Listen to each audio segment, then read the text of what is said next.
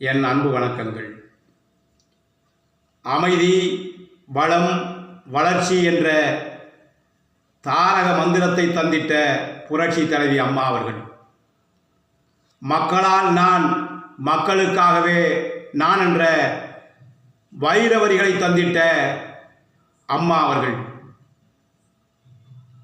இந்திய துணைக்கண்டத்தினுடைய அரசியல் வானிலே கொடிகட்டி பறந்த இரும்பு பெண்மணியா புரட்சி தலைவி அம்மா அவர்களின் புகழ்பாட அம்மா அவர்களுக்காக 1008 அடைமொழிகளை வழங்கி தாய்மையே வெல்லும் என்ற நூலை நான் அரசியல் சண்டபாரதம் என்னும் எனது யூடியூப் சேனல் வழியாக நேற்றைய தினம் அறிமுகம் செய்திருந்தேன். திருக்குறளில்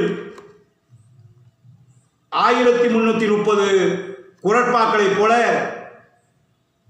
புரட்சி தலைவி அம்மா அவர்களுக்கு 1008 அடைமொழிகளை திருமந்திரங்களாக, நாமங்களாக, கீர்த்தனைகளாக, சரணங்களாக அடைமொழிகளை தந்து சொல்லி உச்சரித்து வணங்குகின்றேன். அன்னை சந்தியாவின் அருந்தவமே, அன்பு தலைவியே,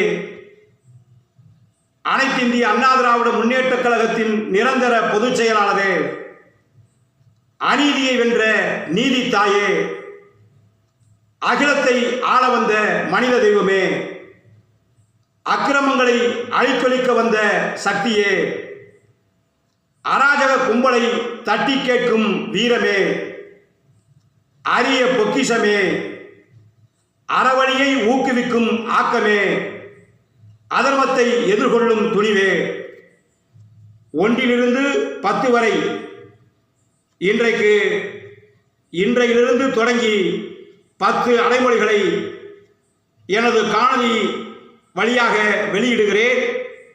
இதையே கழக உடன்பிறப்புகளும் அம்மாவின் மீது பற்று வைத்திருக்கிற பொதுமக்களும் இந்த காணொளியை நீங்களும் பகிர்ந்து லைக் செய்யுங்கள், ஷேர் செய்யுங்கள், சப்ஸ்கிரைப் செய்யுங்கள்.